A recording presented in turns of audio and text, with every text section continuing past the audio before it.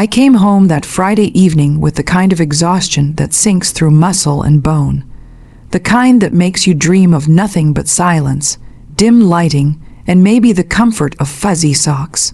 I pushed open my apartment door, already halfway through the thought of reheating leftovers, when something bright and unfamiliar caught my eye.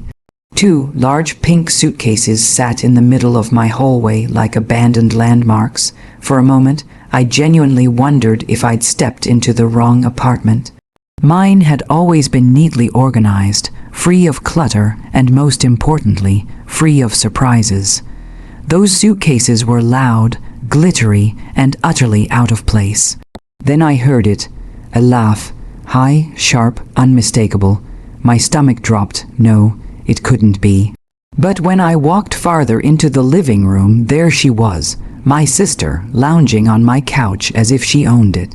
Her shoes were kicked off onto my rug, her jacket draped over the back of the couch, and she was drinking one of my iced teas like she had been doing it for years.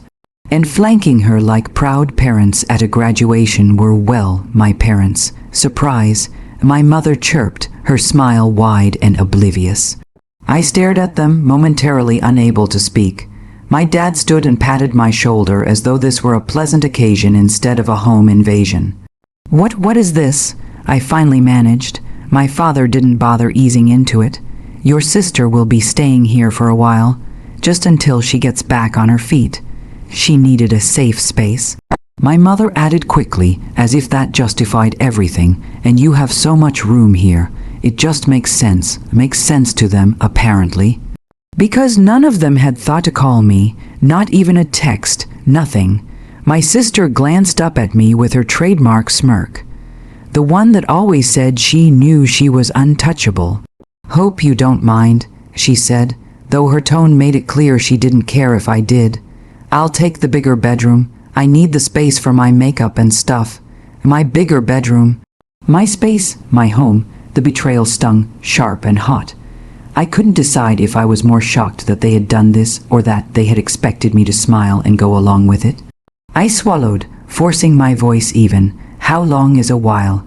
Oh, don't start, my mom said with a dismissive wave. Just be supportive. She's going through a lot right now. Of course she was. She was always going through something. And every time, the world was expected to bend around her storm. What happened this time? I asked carefully. My sister rolled her eyes. Does it matter? I'm here now. That was all I needed to hear. They didn't come to inform me, they came to decide for me.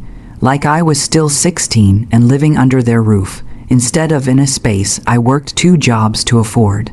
My parents settled onto my couch again, chatting comfortably. My sister grabbed the TV remote and flipped through channels as if she'd lived here for years. And I stood in the doorway of my own living room, painfully aware of a truth that tasted bitter in my mouth. My family hadn't just overstepped. They had completely erased me from my own life, and they expected me to accept it, but this time I wouldn't. The first week felt like living in someone else's apartment. Every corner of my home was invaded. My sister treated my belongings as if they were public property. My clothes, my books, even my favorite mugs disappeared without a second thought. She left makeup stains on the bathroom counter, hair in the shower drain, crumbs on the kitchen floor. She invited friends over at all hours, blasting music I had painstakingly kept at a reasonable volume. Every time I spoke up, my parents swooped in with their well-practiced guilt trips. She's your sister, my mom would say. You should be kind and understanding. Family comes first. My dad added, as if that excused turning my home into a playground for her whims. You have everything, what's the big deal? They both asked in unison, their voices drenched in judgment. I bit my tongue more times than I could count.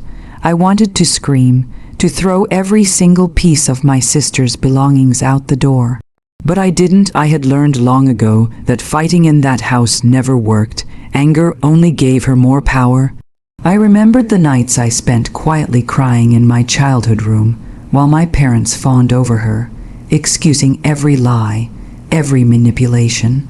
I had been the responsible one, the quiet achiever, the invisible one, and now, years later, the same patterns repeated in my own apartment. It was like déjà vu with a sharper edge, but beneath my anger, a plan began to take shape. I started documenting everything. Every borrowed item, every damaged surface, every instance where my sister overstepped boundaries. I took photos, recorded dates, and even began writing detailed notes about our interactions. It wasn't just about revenge, it was about protection, about reclaiming the life I had built for myself. I wasn't going to be invisible anymore, not to them, not to my sister, not to myself. Meanwhile, my sister continued her reign. She laughed at my irritation, turned minor inconveniences into dramatic crises, and thrived on the chaos she created. She pulled out every trick she had learned over the years, passive-aggressive comments, sarcastic suggestions, and her favorite guilt trips. "You don't understand me," she'd say, "you're so selfish." When my parents agreed with her, I felt a familiar ache, the same one that had hollowed me out during my childhood. But instead of giving in, I felt something new: clarity. I realized that my parents' favoritism had never really been about her. It had been about control. They had always rewarded drama and obedience to their whims. My sister simply knew how to play the game better than I ever did. But now I had grown into someone they could not manipulate so easily. The tension at home was palpable. My sister didn't suspect the storm gathering in silence behind my calm exterior. Every smug smile, every casual insult only fueled my determination. By the end of the week, I had a folder thick with evidence, receipts, photos, notes, and even recordings of the more blatant violations. It felt empowering. For the first time since she arrived, I wasn't reacting. I was preparing, and I knew that when the time came, my response would be precise. It wouldn't be impulsive or loud. It would be clean, sweet, inescapable. My sister might have thought she was taking over my life, my home, and my parents' approval. But I was about to remind everyone who really held the power, and that sometimes patience and planning could be far more devastating than anger. This wasn't just about eviction. It was about reclaiming my dignity, my space, and my voice, something I had been denied for too long. By the second week, my apartment had become a battleground of patience versus audacity. My sister's sense of entitlement seemed endless. She now had a routine: commandeer my space, ignore my rules, and provoke reactions, all while expecting me to remain calm. I had survived her manipulations for years, but this time I refused to crumble. The breaking point came one Wednesday afternoon.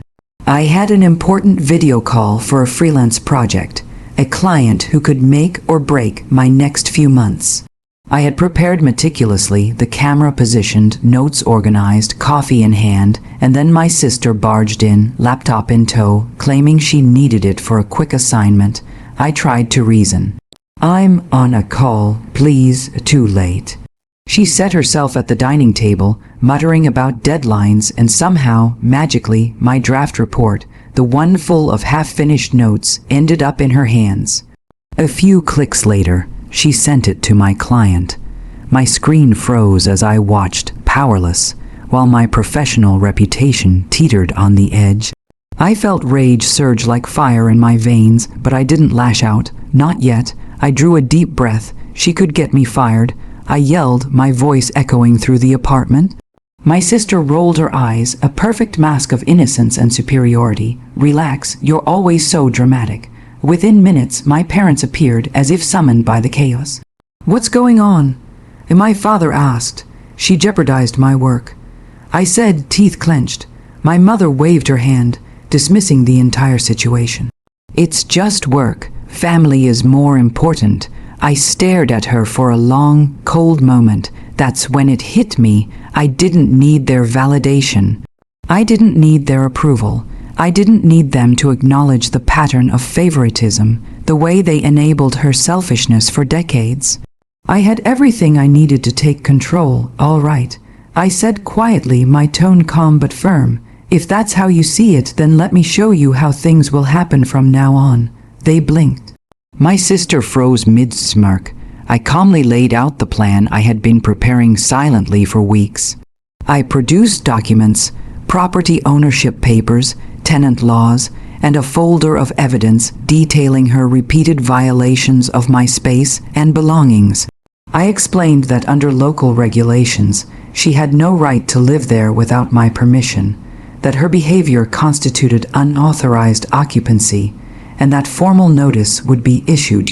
Immediately, my sister's smirk faltered, replaced by a flicker of panic. "You can't do that," she said. "I already have," I replied. The room went silent.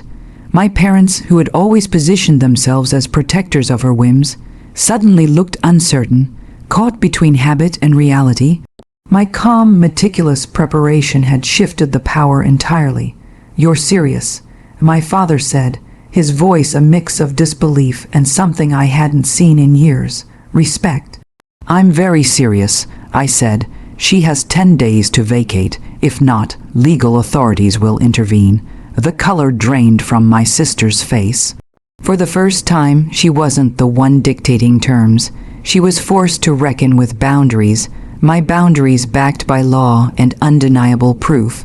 And in that moment, I felt a strange, liberating mix of anger and satisfaction. The tide had turned. The quiet, patient preparation I had invested in had become a weapon, not of cruelty, but of justice.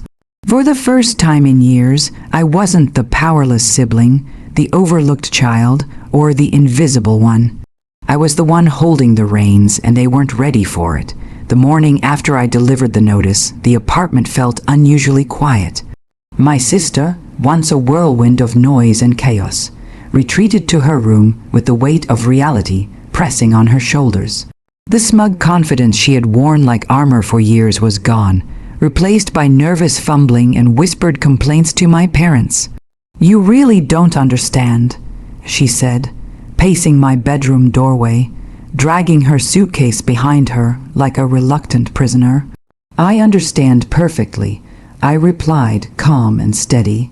"You were never entitled to stay here without my permission. You violated boundaries, and you jeopardized my life and my work. That has consequences." My parents hovered nearby, shifting uneasily. I could see the discomfort etched on their faces, the same faces that had once dismissed my feelings, excused her behavior, and rewarded her manipulation. Now they were forced to witness the reality of their choices. We just wanted to help her," and my father muttered. "And you thought erasing me was helping," I said softly. "I'm glad you see the difference now." My sister slammed her suitcase shut in frustration. "But where am I supposed to go? You're being cruel." "Not cruel, just firm," I said. "I've been patient, silent, and accommodating long enough. Now it's your turn to face responsibility for your actions." She glared at me, tears threatening to spill, but I stayed calm. There was no satisfaction in shouting or lashing out. The true power was in my composure, my preparation, and the undeniable rules I now enforced. By the end of the day, she was gone. My parents helped her find a temporary place, but the tension in the car was palpable. They were finally beginning to understand the cost of favoritism and blind indulgence. The lesson was painful but unavoidable. The apartment, once a battlefield, slowly returned to its former peace. I opened windows, letting sunlight flood every corner. I reorganized my shelves, refolded my clothes, and cleaned up traces of the chaos she had left behind. Each action felt like reclaiming not just my space, but my life. And as I moved through my home, I realized that this wasn't just about eviction or asserting legal right. It was about reclaiming dignity, about finally being seen and heard by the people who had overlooked me for years. That evening, my parents returned. They were hesitant, almost sheepish, standing in the doorway like children waiting for forgiveness.